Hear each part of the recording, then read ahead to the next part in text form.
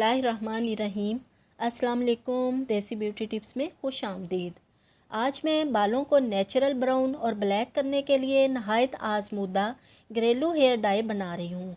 इस natural hair dye की बदौलत ना सिर्फ वाइट बालों को ब्राउन या ब्लैक किया जा सकता है, बल्कि इस नुस्खे से इंशाल्लाह बाल गिरना भी बंद हो जाएंगे और बालों की ग्रोथ में भी इजाफ़ा होगा और आपकी महंगे बाज़ारी हेयर डाई से भी जान छूट जाएगी।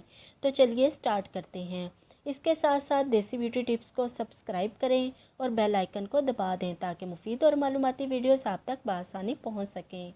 इस नेचुरल हेयर डाई को बनाने के लिए मैंने एक मुट्ठी खुश्क आंवला लिया है। आप आंवला का पाउडर भी ले सकते हैं। आंवला बालों को कुदरती स्याह करता है और बालों की ग्रोथ में इजाफ़ा करता है। इसके बाद 1 चम्मच चाय की पत्ती ली है। चाय की पत्ती जो आप आम घर में इस्तेमाल करते हैं वही ले लें। इसके बाद 2-3 प्याज के छिलके लिए हैं। छिलके बिल्कुल बारीक वाले लेने हैं जो प्याज के बिल्कुल ऊपर होते हैं। प्याज के छिलके गिरते हुए बालों को मजबूत करते हैं और इनका कलर बालों में काफ़ी अरसे तक रहता है। और 1 प्याली मैंने यहाँ मेहंदी की ली है।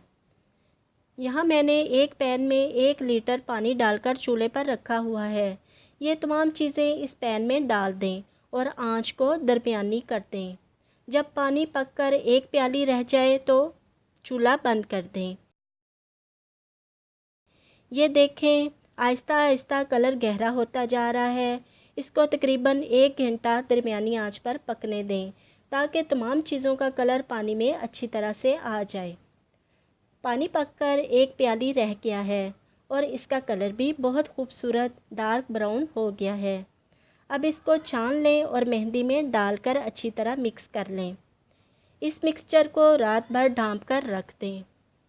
सुबह इसको बालों में लगा लें।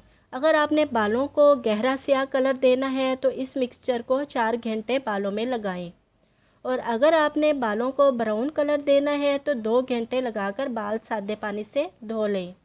इसके बाद शैम्पू नहीं करना बल्कि बालों को सुखाकर कोई सा भी ऑयल लगा लें और अगले दिन बालों को शैम्पू या साबुन से धो लें। इंशाल्लाह आपके बालों का कलर काफ़ी अरसे तक ब्लैक रहेगा। बाल गिरना भी बंद हो जाएंगे और तेज़ी से बढ़ना शुरू हो जाएंगे। वीडियो को लाइक शेयर करना मत भूलिएगा। मिलते हैं एक नई वीडियो के साथ। अल्लाह हाफिज़।